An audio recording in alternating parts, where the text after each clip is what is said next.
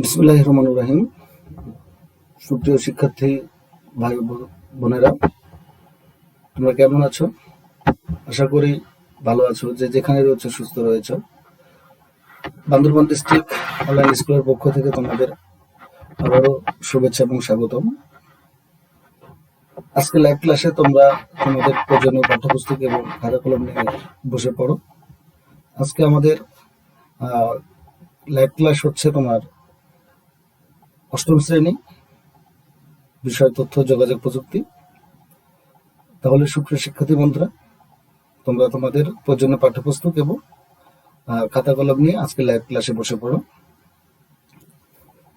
তোমাদের আজকের ক্লাসে আবারও স্বাগতম। আমরা আমাদের শিক্ষক পরিচিতি এবং পাঠ পরিচিতি দেখে নেব।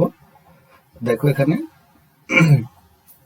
শিক্ষক পরিচিতি, আমি মোহাম্মদ আব্দুর রহিম, সহকারী শিক্ষক আইসিটি, চেমিটুলুপাড়া উচ্চ বিদ্যালয়, বান্দরবান সদর, বান্দরবান।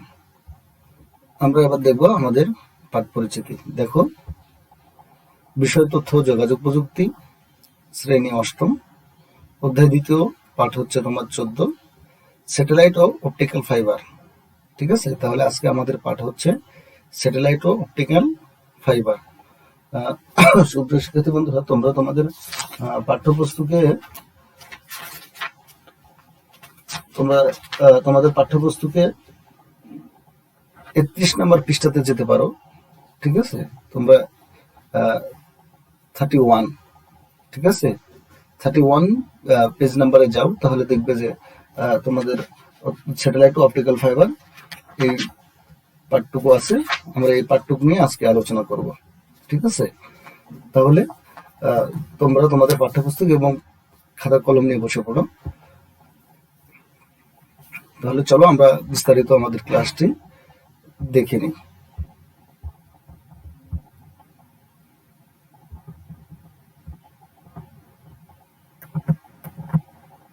দেখো, অনুধাবন করো এবং বলার চেষ্টা করো। দেখো তো, পৃথিবীতে কিসের মাধ্যমে তথ্য পাঠানো হচ্ছে? এটা কি তুমি বুঝতে পারছো যে পৃথিবীতে কিসের মাধ্যমে তথ্য পাঠানো হচ্ছে? আচ্ছা, তুমি অনুধাবন করো এবং বলার চেষ্টা করো। দেখো তো, আর একটি বিষয় দেখো, এখানে কিসের মাধ্যমে নেটওয়ার্ক তৈরি করা হয়েছে। আমরা যে তোমার মোবাইল ফোন ইউজ করি বা আমরা যে ইন্টারনেট ব্যবহার করি, ঠিক আছে, এই ইন্টারনেটটা, এই নেটওয়ার্কটা তৈরি হয়েছে কিসের মাধ্যমে? কিসের মাধ্যমে নেটওয়ার্কটা তৈরি হয়েছে? আমরা আজকে দেখো, তাহলে পৃথিবীতে কিসের মাধ্যমে তথ্য পাঠানো হয়েছে এবং কিসের মাধ্যমে নেটওয়ার্ক তৈরি করা হয়েছে। আচ্ছা, নেক্সট আমরা দেখি, তাহলে আমরা তোমাদের অনুধাবনের সঙ্গে আমাদের বিষয়টি এক হয় কিনা দেখি। চলো দেখো, তাহলে আজকের পাঠ এবং আজকের বিষয়বস্তু হচ্ছে স্যাটেলাইট ও অপটিক্যাল ফাইবার। ঠিক আছে, এই দুটি মাধ্যম দিয়ে দেখো, তোমার পূর্বে স্লাইডে যাও। দেখো, পৃথিবীতে কিসের মাধ্যমে তথ্য পাঠানো হচ্ছে, কিসের মাধ্যমে নেটওয়ার্ক তৈরি করা হয়েছে। এই দুটির মূল উত্তরই হচ্ছে তোমার আজকের পাঠ, এবং উত্তর দুটি হচ্ছে তোমার স্যাটেলাইট ও অপটিক্যাল ফাইবার। স্যাটেলাইট এবং অপটিক্যাল ফাইবার। ওকে, যে নেটওয়ার্ক তৈরি করা হয়েছে সেটি হচ্ছে অপটিক্যাল ফাইবার। স্যাটেলাইট যেটি তোমার মহাকাশে, ঠিক আছে, মহাকাশ থেকে তোমার তথ্য স্যাটেলাইটের মাধ্যমে পাঠানো হয়। ঠিক আছে, তাহলে আমাদের আজকের পাঠ হচ্ছে কি, সুপ্রিয় শিক্ষার্থী বন্ধুরা, আমাদের আজকের পাঠ হচ্ছে তোমার অপটিক্যাল ফাইবার। আজকের পাঠ হচ্ছে স্যাটেলাইট ও অপটিক্যাল ফাইবার। ওকে, নেক্সট আমরা দেখি। দেখো, এই দেখো, এটি হচ্ছে তোমার স্যাটেলাইট এবং এটি হচ্ছে অপটিক্যাল ফাইবার। ঠিক আছে, নেক্সট আমরা চলো দেখব শিখন ফল। সুপ্রিয় শিক্ষার্থী বন্ধুরা, আমরা আজকে শিখন ফলের 4টি বিষয় আছে। আজকে আমরা এই 4টি বিষয় আমরা আজকে শিখব। দেখো, স্যাটেলাইট ও অপটিক্যাল ফাইবার কি তা বলতে পারবে, স্যাটেলাইটের কাজ করার প্রক্রিয়া বর্ণনা করতে পারবে, 3 অপটিক্যাল ফাইবারের কাজ চিহ্নিত করতে পারবে,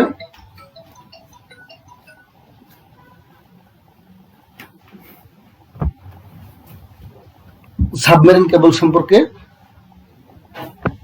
বর্ণনা করতে পারবে। তাহলে দেখো, 1 হচ্ছে স্যাটেলাইট ও অপটিক্যাল ফাইবার কি তা বলতে পারবে, 2 স্যাটেলাইটের কাজ করার প্রক্রিয়া বর্ণনা করতে পারবে, 3 অপটিক্যাল ফাইবারের কাজ চিহ্নিত করতে পারবে, 4 সাবমেরিন কেবল সম্পর্কে বর্ণনা করতে পারবে। তাহলে সুপ্রিয় শিক্ষার্থী বন্ধুরা, আজকে আমরা 4টি জিনিস শিখবো এবং জানবো, ঠিক আছে? এক, দেখো স্যাটেলাইট। দেখো পৃথিবীর চারপাশে মহাকাশে ঘুরতে থাকা কৃত্রিম উপগ্রহ হলো স্যাটেলাইট। সহজ কথা এবং সহজ তোমার একবারে উত্তর। স্যাটেলাইট কি? পৃথিবীর চারপাশে মহাকাশে ঘুরতে থাকা কৃত্রিম উপগ্রহ হলো স্যাটেলাইট। তাহলে সুপ্রিয় শিক্ষার্থী বন্ধুরা, তোমরা এটা লিখে নিতে পারো স্যাটেলাইট কি। তাহলে আমরা কি পেলাম? পৃথিবীর চারপাশে মহাকাশে ঘুরতে থাকা কৃত্রিম উপগ্রহ হলো স্যাটেলাইট। ওকে, দেখো স্যাটেলাইট মহাকাশে পৃথিবীকে প্রদক্ষিণ করে। স্যাটেলাইট মহাকাশে পৃথিবীকে প্রদক্ষিণ করে। দেখো চিত্র অনেক সুন্দর করে দেখতে পাচ্ছ। দেখো বিষয়টি কিভাবে প্রদক্ষিণ করে পৃথিবীকে, ঠিক আছে? দেখো পৃথিবীকে কিভাবে প্রদক্ষিণ করে। তাহলে তুমি একটু মনোযোগ সহকারে দেখো। দেখো স্যাটেলাইট মহাকাশকে পৃথিবীকে কিভাবে প্রদক্ষিণ করে। দেখো সুপ্রিয় শিক্ষার্থী বন্ধুরা, অনেক সুন্দর করে দেওয়া রয়েছে। তোমরা দেখো পৃথিবীকে কিভাবে প্রদক্ষিণ করে, ঠিক আছে? নেক্সট আমরা চলো দেখব। আরো বিস্তারিত জানার জন্য এই ভিডিওটি আমরা একটু দেখি। মহাকাশে বঙ্গবন্ধু স্যাটেলাইট, আমাদের বাংলাদেশ থেকে যে সর্বপ্রথম স্যাটেলাইট 1 বঙ্গবন্ধু স্যাটেলাইট 1 যে মহাকাশে কেমনে পাঠানো হয়, এই বিষয়টি আমরা এবার ভিডিওটি দেখব। তোমরা মনোযোগ সহকারে দেখো।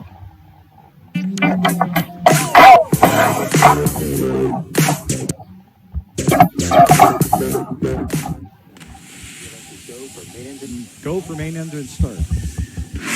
We have main engine start. 2, 1.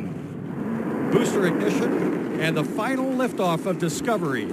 A tribute to the dedication, hard work, and pride of America's space shuttle team. The shuttle has cleared the tower.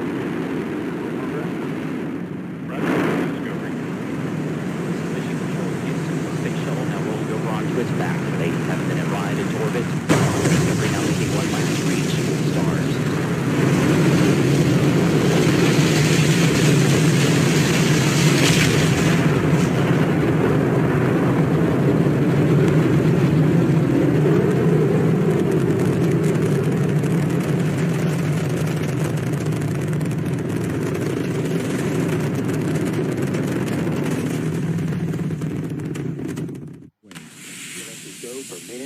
Go for main engine start. We have main engine start. 2, 1. Booster ignition and the final liftoff of Discovery. A tribute to the dedication, hard work, and pride of America's space shuttle team. The shuttle has cleared the tower.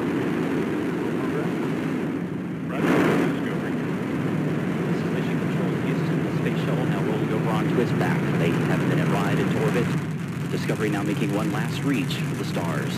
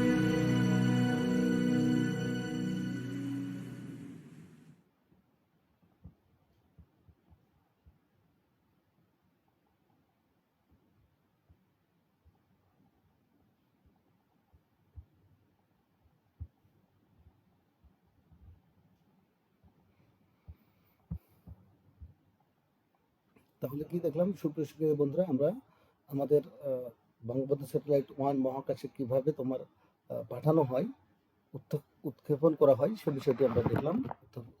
ঠিক আছে, তাহলে দেখো আমরা এটা এতটুকু তোমরা অনুধাবন করতে পারছো যে আসলে স্যাটেলাইট মহাকাশে কেমনে পাঠানো হয়, কিভাবে অবস্থান সেখানে করে। ঠিক আছে, সেখান থেকে আমরা নেটওয়ার্কিং কাজগুলা কেমনে পাই সে বিষয়টা তোমরা নিশ্চয়ই অনুধাবন করতে পারছো। তাহলে নেক্সট আমরা চলো দেখবো। দেখো এই দেখো বঙ্গবন্ধু স্যাটেলাইট 1 নামে একটি স্যাটেলাইট 2018 সালের 12 মে তারিখে মহাকাশে প্রেরণ করে। ঠিক আছে, তাহলে বঙ্গবন্ধু স্যাটেলাইট নামে একটি স্যাটেলাইট 2018 সালের 12 মে তারিখে মহাকাশে প্রেরণ করে। ঠিক আছে, তোমরা এটা আন্ডারলাইন করে নাও এবং খাতায় তোমরা লিখে নাও, এটা খুবই ইম্পর্টেন্ট বিষয়, এটা তোমাদের পরীক্ষাতে আসে। ঠিক আছে, এমসিকিউ হিসেবে আসে এবং তোমার সংক্ষিপ্ত প্রশ্ন, ভৌতিক সংক্ষিপ্ত প্রশ্ন হিসাবে এসে থাকে, তোমরা লিখে নাও। তাহলে স্যাটেলাইট প্রেরণকারী দেশের তালিকায় বাংলাদেশের অবস্থান 57তম। ঠিক আছে, তাহলে 57তম হচ্ছে তোমার বাংলাদেশের অবস্থান স্যাটেলাইট হিসাবে প্রেরণ করা। ঠিক আছে, এই স্যাটেলাইট উৎক্ষেপণের মাধ্যমে এক নতুন যুগের সূচনা হলো। 2021 সালের মধ্যে ডিজিটাল বাংলাদেশ গড়ে তুলতে এই স্যাটেলাইট নিঃসন্দেহে অনেক বড় ভূমিকা রাখবে। তাহলে কি আমরা বঙ্গবন্ধু স্যাটেলাইট মহাকাশে যে উৎক্ষেপণ করেছি সেখান থেকে আমরা কি করতে পারবো, 2021 সালের মধ্যে যে বাংলাদেশ সরকারের ঘোষণা করা রয়েছে যে ডিজিটাল বাংলাদেশ গড়বে, সেখানে তো অনেক নিঃসন্দেহে অনেক বড় ভূমিকা এই স্যাটেলাইটের মাধ্যমে আমরা পাবো। ঠিক আছে, অনেক বড় ভূমিকা সে আমাদের জন্য হবে, সেটা বঙ্গবন্ধু স্যাটেলাইট 1। তাহলে আমরা বাংলাদেশের অবস্থান হচ্ছে স্যাটেলাইট প্রেরণকারী দেশ হিসাবে 57তম এবং এটি 2018 সালে 12 মে তোমার উৎক্ষেপণ করা হয়। ওকে, তাহলে নেক্সট সুপ্রিয় শিক্ষার্থী বন্ধুরা, আমরা নেক্সট একটু দেখবো। দেখো স্যাটেলাইট যেভাবে কাজ করে, দেখো জিও স্টেশনের মাধ্যমে পৃথিবীর এক প্রান্ত থেকে অন্য প্রান্তে সিগন্যাল পাঠিয়ে দেয়। দেখো এই স্যাটেলাইট কেমনে তোমার তথ্য আদান প্রদান করে, সেখান থেকে কিভাবে তোমার এক প্রান্ত থেকে আরেক প্রান্তে পাঠিয়ে দেয়। দেখো এটা হচ্ছে পৃথিবী। ঠিক আছে, আর এটি মহাকাশ থেকে স্যাটেলাইট তোমার কেমনে সিগন্যাল দিয়ে তথ্য পাঠায়। দেখো এখানে বিভিন্ন শপিং মল বলো, ঠিক আছে, মানে তোমার আমাদের পৃথিবীতে যে বড় বড় স্টেশনারি রয়েছে, যে স্টেশনারি যে নেটওয়ার্কিং কাজ করা হয়, সেখান থেকে দেখো কেমনে তোমার তথ্যগুলা আদান প্রদান করা হয়, সিগন্যাল পাঠানো হয়। ঠিক আছে, পৃথিবীর এক প্রান্ত থেকে আরেক প্রান্তে তোমার কেমনে এই তথ্য আদান প্রদান করা হয়। ওকে, দেখো অনেক চিত্রে সুন্দর করে দেওয়া রয়েছে। ঠিক আছে, তাহলে নেক্সট আমরা দেখবো, চলো। দেখো স্যাটেলাইটের কয়েকটি সুবিধা নিচে দেওয়া হলো। তাহলে আমরা এই স্যাটেলাইটের কয়েকটি আমরা সুবিধা দেখব।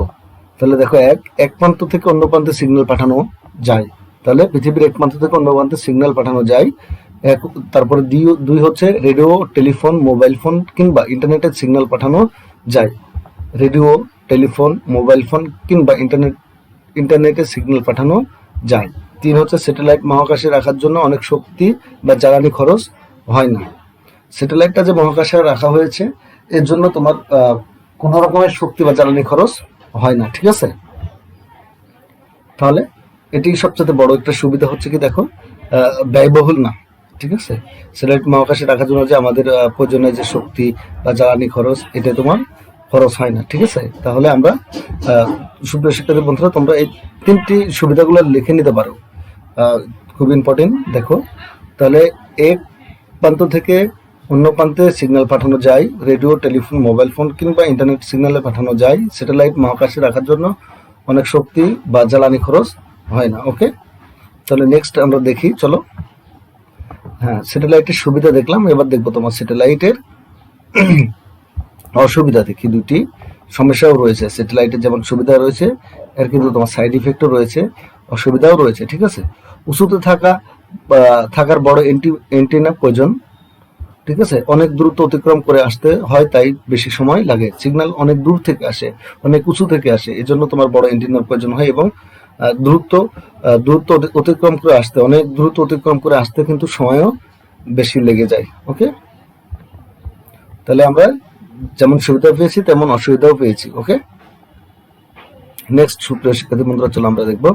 এবার দেখি অপটিক্যাল ফাইবার। ওকে, দেখো অপটিক্যাল ফাইবার, দেখো এইগুলো হচ্ছে তোমার কাছের তন্তুর নাই, দেখো যে ফাইবার গুলা, ঠিক আছে, অপটিক্যাল ফাইবার। ওকে, তাহলে দেখো আমরা দেখি অপটিক্যাল ফাইবার অত্যন্ত সরু এক ধরনের প্লাস্টিক কাচের তন্তু, ঠিক আছে। তাহলে অপটিক্যাল ফাইবার সহজ কোথায়, দেখো অপটিক্যাল ফাইবার অত্যন্ত সরু এক ধরনের প্লাস্টিক কাচের তন্তু, ঠিক আছে। আমরা এর ভিডিওটা দেখবো না, এর ভিডিওটা অনেক বড়, ঠিক আছে। তোমরা প্রয়োজনে ইউটিউব থেকে সার্চ দিয়ে তোমরা এর ভিডিওটা দেখতে পারো কেমনি কাজ করে, ঠিক আছে। অপটিক্যাল ফাইবার অত্যন্ত সরু এক ধরনের প্লাস্টিক কাচের তন্তু। ওকে, তাহলে দেখো নেক্সট আমরা দেখবো সুপ্রিয় বন্ধুরা, ইনফ্রারেড আলো।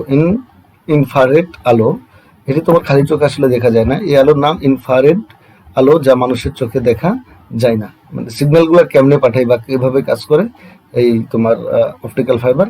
এই দেখো এই আলোর নাম হচ্ছে ইনফ্রারেড আলো। এই আলো মানুষ চোখে দেখা যায় না, মানুষের চোখে দেখতে পায় না, ঠিক আছে। দেখো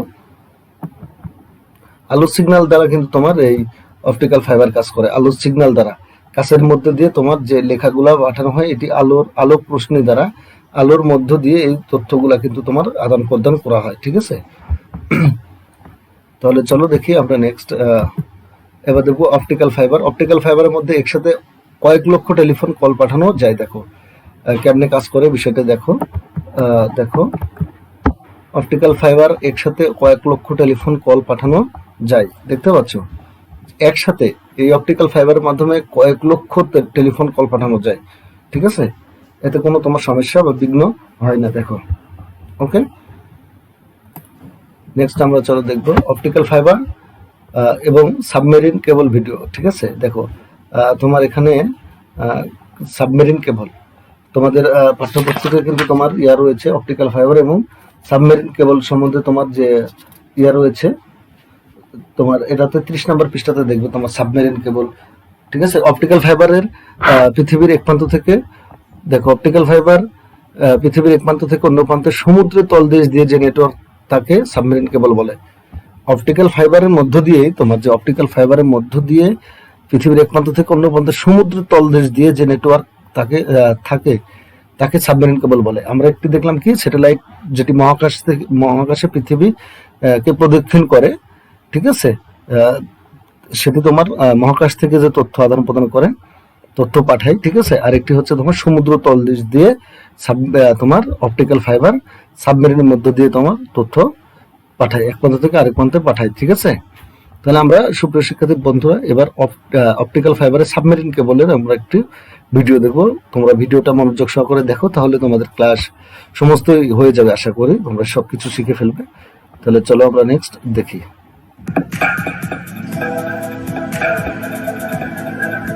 পৃথিবীর এক প্রান্ত থেকে অন্য প্রান্তে ইন্টারনেটে তথ্য আদান-প্রদানের জন্য যে মাধ্যমটি সবচেয়ে বেশি ব্যবহার করা হয় সেটি হচ্ছে সাবমেরিন কেবল। আমরা আমাদের ব্যবহৃত মোট ইন্টারনেটের 99% এই সাবমেরিন কেবলের সাহায্যে পেয়ে থাকি। সাবমেরিন কেবল বলতে একটি ভিন্নধর্মী টেলিযোগাযোগ মাধ্যমকে বোঝানো হয়, যা তার বা কেবলের সাহায্যে পৃথিবীর এক প্রান্তকে অন্য প্রান্তের সাথে জুড়ে রেখেছে। আমরা কোনো কিছু জানতে চেয়ে গুগলে সার্চ করলে সাবমেরিন কেবলের সাহায্যে প্রথমে এটি আমেরিকাতে গুগলের ডাটা সেন্টারে যায় এবং সেখান থেকে আপনার প্রয়োজনীয় তথ্যটি খুঁজে তারপর সেই সাবমেরিন কেবলের সাহায্যেই সার্চ রেজাল্ট হিসেবে আপনার মোবাইল বা কম্পিউটারে ফিরে আসে। কাজটি এত দ্রুত গতিতে হয় যে আমরা এই প্রক্রিয়াটি সম্পর্কে কোনো কিছুই বুঝতে পারি না। সাবমেরিন কেবলগুলো সাধারণত এক ধরনের অপটিক্যাল ফাইবারের সাহায্যে তৈরি হয়, যেগুলো মানুষের চুলের চেয়েও সূক্ষ্ম হয়ে থাকে। আর এই সূক্ষ্ম ফাইবারগুলো দিয়ে সর্বোচ্চ গতিতে ডেটা ট্রান্সফার হয়ে থাকে। সাধারণভাবে আমরা জানি যে রেডিও ট্রান্সমিশনে ইথারে ছুড়ে দেওয়া তথ্য আয়নোস্ফিয়ারে ঠিকরে আবার আমাদের কাছেই ফিরে আসে। এই পদ্ধতিতে রেডিওর মাধ্যমে খবর বা সঙ্গীত সম্প্রচার সম্ভব হলেও বৈরী আবহাওয়ায় বা দুর্যোগকালীন সময়ে এমনকি আপৎকালীন সময়েও অধিকতর তথ্য আদান প্রদানের জন্য দ্রুত মাধ্যম হিসেবে তার বা কেবল পদ্ধতি অপেক্ষাকৃত বেশি উপযোগী। স্বাভাবিকভাবেই একটি দেশ বা জনপদে খুঁটি গেড়ে অথবা মাটির নিচে টানেল তৈরি করে খুব সহজেই ইন্টারনেট বা টেলিযোগাযোগ ব্যবস্থা সরবরাহ করা সম্ভব। কিন্তু বিশাল দূরত্ব যেমন এক মহাদেশ থেকে অন্য মহাদেশে, সেখানে তো আর খুঁটি বসিয়ে নেওয়া সম্ভব নাও হতে পারে। সে কারণেই এই কাজটি করবার জন্য সাগরের গভীরে তার বিছিয়ে এক দেশ থেকে অন্য দেশের মধ্যে যোগাযোগ রক্ষা করা হয়। যেহেতু সমুদ্রের খুব গভীর দিয়ে এই তারগুলোকে এক দেশ থেকে আরেক দেশে নিয়ে যাওয়া হয়, তাই এই তার বা কেবলগুলোকে বলা হয় সাবমেরিন কেবল। সর্বপ্রথম 1850 সালে বাণিজ্যিক সাবমেরিন কেবল স্থাপন করা হয়। তখন এটা শুরু হয়েছিল ইউরোপ আমেরিকার মধ্যে তামার তার বসিয়ে, কিন্তু বর্তমান সময়ে সাবমেরিন কেবল বলতে শুধু সমুদ্রের নিচ দিয়ে বসানো অপটিক্যাল ফাইবারকে বোঝায়। আগে তথ্য পাঠানোর জন্য তামার তারের মধ্যে ইলেকট্রিক সিগন্যাল পাঠানো হতো। আমরা বাসায় রাউটার দিয়ে এখনো এটি ব্যবহার করি, কিন্তু ইলেকট্রিক সিগন্যালের থেকে আলো দিয়ে অনেক অনেক বেশি তথ্য পাঠানো সম্ভব। এই আলো অবশ্য কোনো স্বাভাবিক আলো না, এতে লেজার আলো ব্যবহার করা হয়, আর এই লেজার আলোই থাকে অপটিক্যাল ফাইবারের ভেতরে। পরবর্তীতে ভারতীয় উপমহাদেশে 1863 সালে সাবমেরিন কেবলের সাহায্যে সৌদি আরবের সাথে বোম্বের প্রথম যোগাযোগ স্থাপন হয়। এর 7 বছর পর লন্ডনের সাথে বোম্বের সরাসরি সংযোগ দেওয়া হয়। যেহেতু সাবমেরিন কেবলই আমাদের ইন্টারনেট সংযোগের মূল উৎস, তাই স্বাভাবিকভাবেই আমাদের মনে একটা প্রশ্ন আসতে পারে যে এই কেবলগুলো কতটুকু শক্তিশালী হয়ে থাকে বা এর স্থিতিস্থাপকতা কতটুকু। নীলতিমি, হাঙ্গর সহ অনেক দানবীয় প্রাণী তো সমুদ্রে বসবাস করে, তারা কি এই কেবলগুলোর কোনো ক্ষতি করতে পারে না? স্থিতিস্থাপকতা যে কোনো তার বা পরিবাহকের জন্য খুবই গুরুত্বপূর্ণ একটি বিষয়। শুধু তাই নয়, সেই সাথে এটি কোন মাধ্যমে স্থাপন করা হবে এবং মাধ্যমভেদে এর স্বভাবজাত পরিবর্তনের সম্ভাবনাটাও কিন্তু দেখার বিষয়।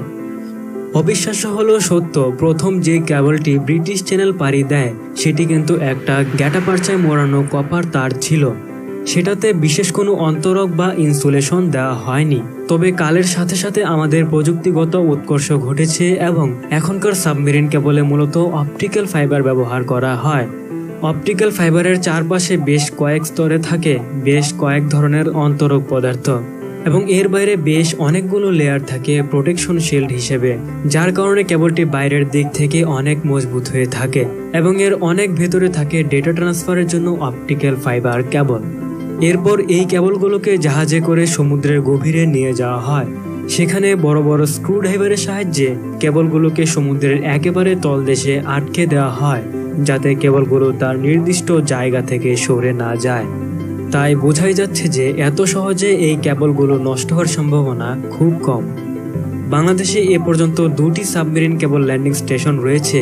এগুলোর একটি কক্সবাজারে অবস্থিত CME-4 এবং অপরটি পটুয়াখালীর কলাপাড়ায় অবস্থিত CME-5। আর এই কেবলগুলোর ব্যান্ডউইথ 1500 Gbps পর্যন্ত হয়ে থাকে। পটুয়াখালী ও কক্সবাজারের এই 2টি ল্যান্ডিং স্টেশন দ্বারাই সারা বাংলাদেশে তারের সাহায্যে টেলিযোগাযোগ ব্যবস্থা ছড়িয়ে পড়ে।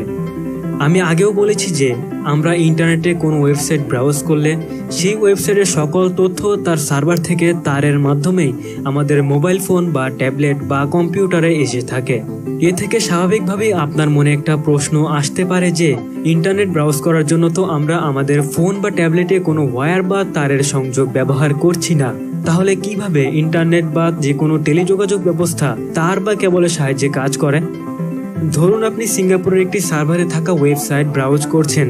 সেই সার্ভার থেকে তথ্য আপনার ডিভাইস পর্যন্ত পৌঁছাতে বেশ কিছু ধাপ অতিক্রম করতে হয়। সর্বপ্রথম সেই ওয়েবসাইট থেকে তথ্যটি বেশ কয়েকটি সাবমেরিন কেবল ল্যান্ডিং স্টেশন অতিক্রম করে বাংলাদেশের কক্সবাজার বা পটুয়াখালীর যে কোনো একটি স্টেশনে এসে পৌঁছায়। সেখান থেকে বাংলাদেশের বিভিন্ন সিম কোম্পানির টাওয়ার বা ব্রডব্যান্ড সংযোগের মাধ্যমে আপনার ঘর পর্যন্ত আসে। আর এসব কোম্পানিগুলো তারের সাহায্যে এই কাজটি সম্পন্ন করে থাকে।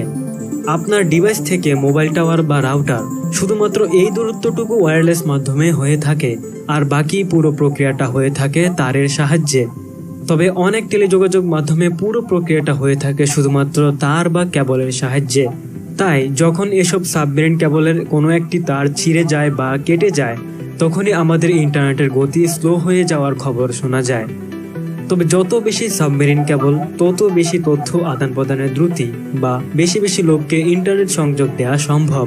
সেই সাথে কোনো একটা কেবলের ত্রুটিপূর্ণ অবস্থাতে বাকি সাবমেরিন কেবলগুলো দ্বারা পর্যাপ্ত ব্যাকআপ প্রদান করা সম্ভব, এবং এর ফলে ইন্টারনেটের গতি কমে যাওয়া নিউজের পরিমাণও কমে যাবে। ভিডিওটির এ পর্যায়ে এসে আপনি হয়তো নিশ্চয়ই উপলব্ধি করতে পারছেন যে আধুনিক বিশ্বে টেলিযোগাযোগের ক্ষেত্রে সাবমেরিন কেবল কতটা গুরুত্বপূর্ণ।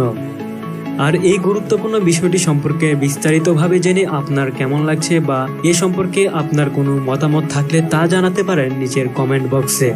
ভিডিওতে একটি লাইক ও আমাদের চ্যানেলটি সাবস্ক্রাইবের অনুরোধ জানিয়ে শেষ করছি আজকের এপিসোড। দেখা হচ্ছে পরের ভিডিওতে। সেই পর্যন্ত আমাদের চ্যানেলের অন্যান্য ভিডিওগুলো উপভোগ করতে থাকুন। ভালো থাকুন, সুস্থ থাকুন। ধন্যবাদ সবাইকে।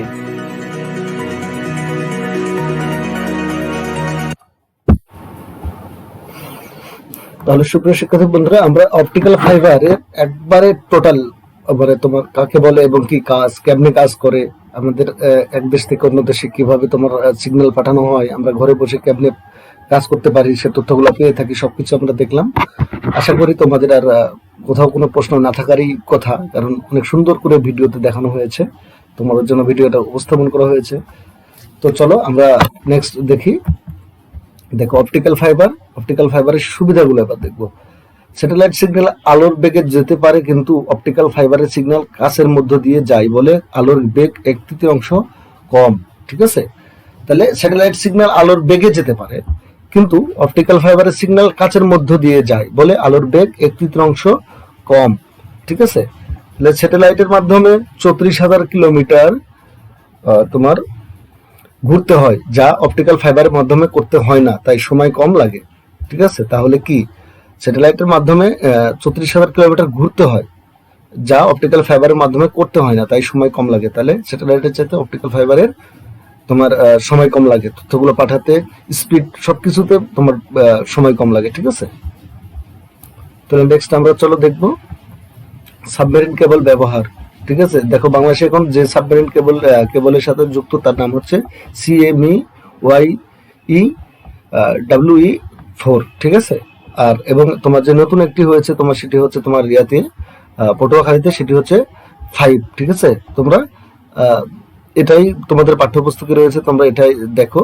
আপাতত বাংলাদেশে 2টি সাবমেরিন কেবল যুক্ত হয়েছে, সেটি হচ্ছে CME-WE-4 আর একটা হচ্ছে তোমার 5। ঠিক আছে, ওকে, নেক্সট আমরা চলো দেখবো সুপ্রিয় শিক্ষার্থী বন্ধুরা, আমরা একটু দলগত কাজ দেখি এবং একটু তোমরা এটা নিয়ে তর্ক বিতর্ক করো বা করবে তোমার বন্ধুদের সঙ্গে। স্যাটেলাইট দল আর একটি হচ্ছে অপটিক্যাল ফাইবার দল। ঠিক আছে, দেখো বিতর্কের বিষয়, তোমাদের আজকের বিতর্কের বিষয় হচ্ছে স্যাটেলাইট আর অপটিক্যাল ফাইবারের মাঝে কোনটি বেশি কার্যকর। তাহলে তোমরা তোমাদের স্যাটেলাইট আর অপটিক্যাল ফাইবারের মাঝে কোনটি বেশি কার্যকর, তোমরা 2 দলে বিভক্ত হয়ে তোমাদের বন্ধুদের মধ্যে এই বিষয়টা নিয়ে তোমরা তর্ক এবং বিতর্ক করবে। ঠিক আছে, তাহলে এখান থেকে তোমাদের অপটিক্যাল ফাইবারের গুরুত্ব এবং সমস্যা জানা হয়ে যাবে, সুবিধা অসুবিধাগুলো তোমাদের সবকিছু জানা হয়ে যাবে। ওকে, তাহলে নেক্সট আমরা চলো দেখবো। আমরা সুপ্রিয় শিক্ষার্থী বন্ধুরা, আমরা একটু মূল্যায়ন দেখি।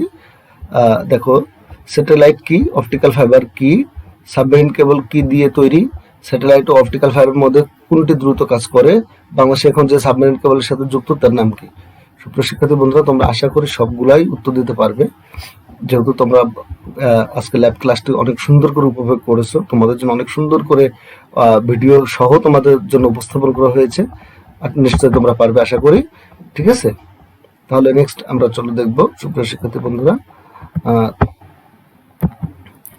এবার সুপ্রিয় শিক্ষার্থী বন্ধুরা, আমরা একটু বাড়ির কাজ দেখবো। দেখো বাড়ির কাজ, স্যাটেলাইট ও অপটিক্যাল ফাইবারের প্রয়োজনীয়তা কি। তাহলে তোমরা স্যাটেলাইট ও অপটিক্যাল ফাইবারের প্রয়োজনীয়তা খাতায় লিখে নিয়ে আসবে উত্তরটা। তোমাদের এটা জানো, তোমাদের বৈশ্বিক মহামারী করোনা ভাইরাসের কারণে তোমাদের শিক্ষা প্রতিষ্ঠান দীর্ঘদিন যাবৎ বন্ধ রয়েছে।